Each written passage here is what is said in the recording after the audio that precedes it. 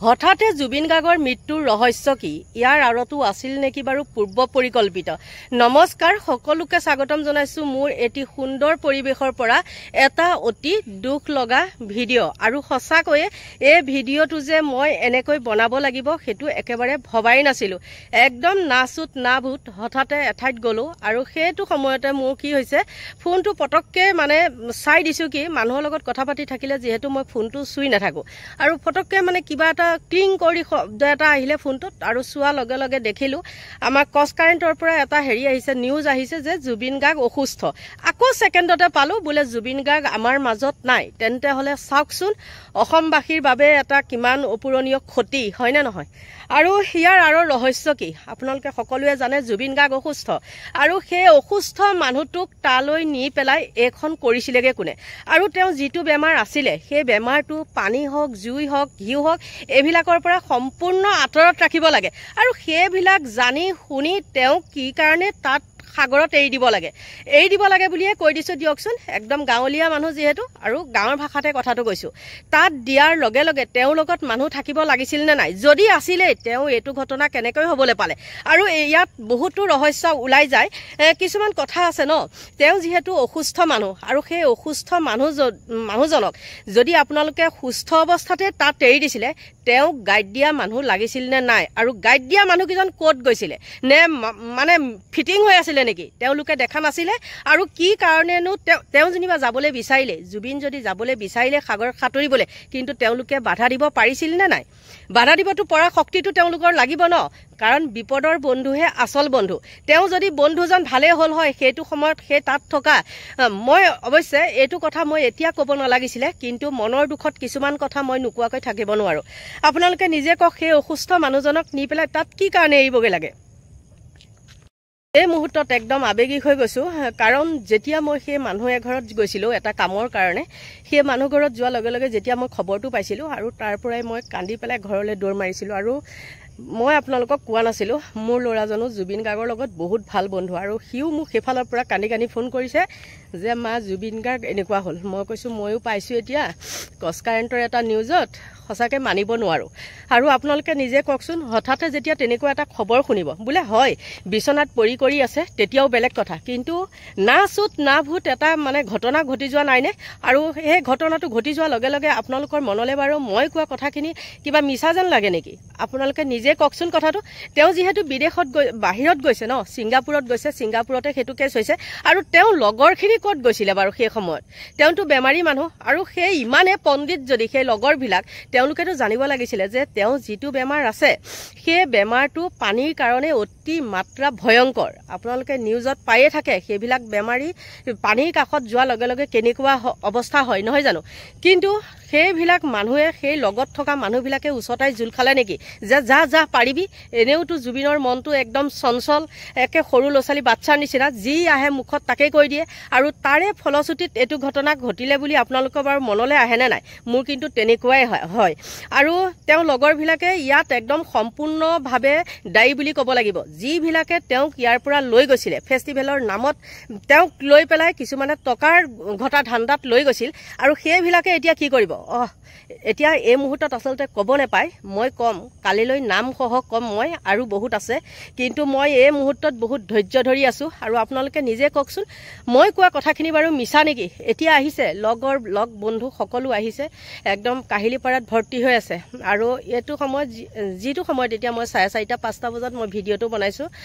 হেতু সময়ত মই যাব পৰা হেৰিটোত নাই আৰু কালিলৈ সন্ধিয়া কিমান সময়ত আহি পাইহি তেতিয়াহে মই তাত যাম বাৰু যি নহওক সেইবিলাক কথা বাদ দিয়ক ক'বলগীয়া মানে এই সময়ত মই কি নিজে বকিছো মই নিজে নাজানো আৰু হয়তো যদি কিবা বকিছো মই কিন্তু সত্য শুদ্ধখিনিহে বকিছো আপোনালোকে নিজে চাবচোন হয় না নহয় মোক এতিয়া কথা এটা কৈছো আপোনালোকে কাবাত মুকে জেনিবা আপোনালোকে মোক কবাত লৈ গল মোৰ এটা বেমাৰ আছে সেই বেমাৰটো সেই জায়গাখনৰ কাৰণে মানে উপযোগী নহয় আপোনালোকে জোৰ জবস মোক তাত নি পেলাই এৰি দিলে হ'বনে এতিয়া জুবিন গাৰ্গৰ ক্ষেত্ৰটো ঠিক তেনেকুৱাই হ'ল জোৰ জবস নিছে নি পেলাই তেওঁক মাতাত মানে হেৰি কৰি দিছে আৰু পেলাই দিয়া নিচিনাকে দিছে যা তো খাতুৰ আৰু জুবিনেওটো সাগে কৈছে মই খাতুৰিমেই বুলি সাগে তেওঁ কৈছে কাৰণ তেওঁ অকৰামি এটা আছে অকৰামি মানে একদম সৰু লছালি নিচিনা চঞ্চলামি এটা আছে আৰু তাৰ ফলশ্ৰুতিতে এটো ঘটনা মানে কোনোদিনেই কল্পনা কৰিব নোৱাৰা এটা ঘটনা সংঘটিত হ'ল। আৰু ইয়াত অৱশ্যে এটা কথা ক'ব লাগিব, আপোনালোকে সকলোৱে গম পায় নিৰ্বাচন আহি আছে, BTAD নিৰ্বাচন আহি আছে, আৰু মুখ্যমন্ত্ৰী মহোদয়ে ইতিমধ্যে তেওঁ তৎকালীনভাৱে কিছুমান ব্যৱস্থা গ্ৰহণ কৰিছে আৰু কৰিব, সেইটো জনা আছে। তেওঁ সেইবিলাক ক্ষেত্ৰত আগৰণুৱা, এইখিনিতে তেওঁলৈ বহুত বহুত ধন্যবাদ দিব লাগিব। সকলো ক্ষেত্ৰতে যে মুখ্যমন্ত্ৰীক দোষাৰোপ কৰি থাকিম সেইটোও নহয়, আছে যিবিলাকত দুখ দিব লাগে সেইবিলাকত দুখ দিওঁ, আৰু যিবিলাকত কৃতজ্ঞতা জনাব লাগে সেইবিলাকত দিওঁ।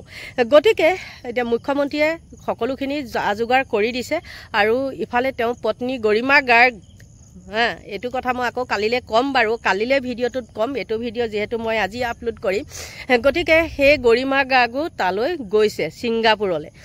গতিকে কালিলৈ সন্ধিয়া আহি পাবহি। আকৌ কৈছোঁ, কি হয় নহয় আপোনালোকেতো সকলোৱে গম পাবই নহয় জানো। আৰু যিখিনি মোৰ ক'বলগীয়া আছে আপোনালোকে বেয়া নাপাব, কালিলৈ ক'ম। কালিলৈ পুৱা যিটো 8টা বজাত মই ভিডিঅ' দিম, সেই ভিডিঅ'টোত সম্পূৰ্ণ ক'ম মই। গম পাইছেনে নাই? কোনোবাই মোক ভাল পায়, এইটো মুহূৰ্তত বেয়া পায়, তাত ক'বলগীয়া একো নাই। খঙত কিছুমান কথা মই ক'ব পাৰোঁ, ক'লোঁ বুলিয়ে যে মই মানুহজনী একেবাৰে খঙাল, কোনোবা কিবা হৈছে যে মই এইটো কৰিছোঁ সেইটো কেতিয়াও নহয়। গম পাইছে? নভবা নিশ্চিন্তা এটা ঘটনা সংঘটিত হৈ গ'ল, সঁচাকৈ বহুত দুখজনক ঘটনা। এনেকুৱা খবৰ এটা হঠাতে পাম বুলি আশাই কৰা নাছিলোঁ, কিন্তু যি কি নহওক যোনেই খবৰটো পাইছে তাৰেই হিয়া কঁপি উঠিছে। গতিকে মুখ্যমন্ত্ৰী মহোদয়ে কি কৈছে, কেনেকৈ কি ব্যৱস্থা কৰি দিছে আপোনালোকৰ মাজলৈ আগবঢ়ালোঁ, চাওক। এই মাত্ৰই ফোনটোত আছেই পবিত্ৰ মাৰ্ঘেৰিটা ডাঙৰীয়া, তেখেতে মোক জনাইছে যে জুবিন গাৰ্গ ডাঙৰীয়া বা আমাৰ মৰমৰ জুবিন এই সংসাৰত নাই, তেখেতে এই সংসাৰৰ পৰা আঁতৰি গৈছে। খুব মৰ্মান্তিক ঘটনা, মৰ্মান্তিক দুখদায়ক ঘটনা। আজি আমি বিজেপি দলে আজি গধূলিও আমি নিৰ্বাচনী প্ৰচাৰ নকৰোঁ। মই এতিয়া খালি গুমাত গৈ মানুহখিনিক নমস্কাৰ কৰি মই গুৱাহাটীলৈ তুৰন্ত উভতি যাম। তেখেতৰ সৎকাৰ বা কি ধৰণে আমি তেখেতক আনো, গোটেই কথাবিলাক গুৱাহাটীত গৈ আমি আলোচনা কৰিম। অসমবাসী ৰাইজৰ লগতে মই সমগ্ৰ অসমবাসী ৰাইজৰ হৈ কি ক'ম, দুখৰ ক'বলগীয়া একো শব্দই নাই, শব্দই বিচাৰি পোৱা নাই। এটা মৰ্মান্তিক ঘটনা, জাতিৰ অপূৰণীয় ক্ষতি, জাতিৰ এটা অমূল্য সম্পদ আমি হেৰুৱাই পেলালোঁ। এই মাত্ৰই ফোনটোত আছেই পবিত্ৰ মাৰ্ঘেৰিটা ডাঙৰীয়া, তেখেতে মোক জনাইছে যে জুবিন গাৰ্গ ডাঙৰীয়া বা আমাৰ মৰমৰ জুবিন এই সংসাৰত নাই, তেখেতে এই সংসাৰৰ পৰা আঁতৰি গৈছে। খুব মৰ্মান্তিক ঘটনা, মৰ্মান্তিক দুখদায়ক ঘটনা। আজি আমি বিজেপি দলে আজি গধূলিও আমি নিৰ্বাচনী প্ৰচাৰ নকৰোঁ। মই এতিয়া খালি গুমাত গৈ মানুহখিনিক নমস্কাৰ কৰি মই গুৱাহাটীলৈ তুৰন্ত উভতি যাম। তেখেতৰ সৎকাৰ বা কি ধৰণে আমি তেখেতক আনো, গোটেই কথাবিলাক গুৱাহাটীত গৈ আমি আলোচনা কৰিম। অসমবাসী ৰাইজৰ লগতে মই সমগ্ৰ অসমবাসী ৰাইজৰ হৈ কি ক'ম, দুখৰ ক'বলগীয়া একো শব্দই নাই, শব্দই বিচাৰি পোৱা নাই। এটা মৰ্মান্তিক ঘটনা, জাতিৰ অপূৰণীয় ক্ষতি, জাতিৰ এটা অমূল্য সম্পদ আমি হেৰুৱাই পেলালোঁ। এই মাত্ৰই ফোনটোত আছেই পবিত্ৰ মাৰ্ঘেৰিটা ডাঙৰীয়া, তেখেতে মোক জনাইছে যে জুবিন গাৰ্গ ডাঙৰীয়া বা আমাৰ মৰমৰ জুবিন এই সংসাৰত নাই, তেখেতে এই সংসাৰৰ পৰা আঁতৰি গৈছে। খুব মৰ্মান্তিক ঘটনা, মৰ্মান্তিক দুখদায়ক ঘটনা। আজি আমি বিজেপি দলে আজি গধূলিও আমি নিৰ্বাচনী প্ৰচাৰ নকৰোঁ। মই এতিয়া খালি গুমাত গৈ মানুহখিনিক নমস্কাৰ কৰি মই গুৱাহাটীলৈ তুৰন্ত উভতি যাম। তেখেতৰ সৎকাৰ বা কি ধৰণে আমি তেখেতক আনো, গোটেই কথাবিলাক গুৱাহাটীত গৈ আমি আলোচনা কৰিম। বিজেপি দলে আজি গধূলিও আমি নিৰ্বাচনী প্ৰচাৰ নকৰোঁ। মই এতিয়া খালি গুমাত গৈ মানুহখিনিক নমস্কাৰ কৰি মই গুৱাহাটীলৈ তুৰন্ত উভতি যাম। তেখেতৰ সৎকাৰ বা কি ধৰণে আমি তেখেতক আনো, গোটেই কথাবিলাক গুৱাহাটীত গৈ আমি আলোচনা কৰিম। অসমবাসী ৰাইজৰ লগতে মই সমগ্ৰ অসমবাসী ৰাইজৰ হৈ কি ক'ম, দুখৰ ক'বলগীয়া একো শব্দই নাই, শব্দই বিচাৰি পোৱা নাই। এটা মৰ্মান্তিক ঘটনা, জাতিৰ অপূৰণীয় ক্ষতি, জাতিৰ এটা অমূল্য সম্পদ আমি হেৰুৱাই পেলালোঁ। এই মাত্ৰই ফোনটোত আছেই পবিত্ৰ মাৰ্ঘেৰিটা ডাঙৰীয়া, তেখেতে মোক জনাইছে যে জুবিন গাৰ্গ ডাঙৰীয়া বা আমাৰ মৰমৰ জুবিন এই সংসাৰত নাই, তেখেতে এই সংসাৰৰ পৰা আঁতৰি গৈছে। খুব মৰ্মান্তিক ঘটনা, মৰ্মান্তিক দুখদায়ক ঘটনা। আজি আমি বিজেপি দলে আজি গধূলিও আমি নিৰ্বাচনী প্ৰচাৰ নকৰোঁ। মই এতিয়া খালি গুমাত গৈ মানুহখিনিক নমস্কাৰ কৰি মই গুৱাহাটীলৈ তুৰন্ত উভতি যাম। তেখেতৰ সৎকাৰ বা কি ধৰণে আমি তেখেতক আনো গোটেই কথাবিলাক গুৱাহাটীত গৈ আমি আলোচনা কৰিম। অসমবাসী ৰাইজৰ লগতে মই সমগ্ৰ অসমবাসী ৰাইজৰ হৈ কি ক'ম, দুখৰ ক'বলগীয়া একো শব্দই নাই, শব্দই বিচাৰি পোৱা নাই। এটা মৰ্মান্তিক ঘটনা, জাতিৰ অপূৰণীয় ক্ষতি, জাতিৰ এটা অমূল্য সম্পদ আমি হেৰুৱাই পেলালোঁ। নিশ্চয় আপোনালোকে মুখ্যমন্ত্ৰী মহোদয়ে কি সুবিধা কৰি দিছে আপোনালোকে দেখিলে নহয়নে? আৰু দেখাৰ পিছত তেওঁ সঁচাকৈ মোৰ ফালৰ পৰা বহুত বহুত ধন্যবাদ দিছোঁ।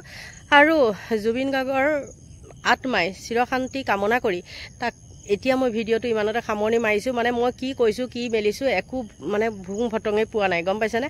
বহুত দুখ লাগিছে। গতিকে এতিয়া আপোনালোকৰ পৰা লৈছোঁ বিদায়, বাই বাই।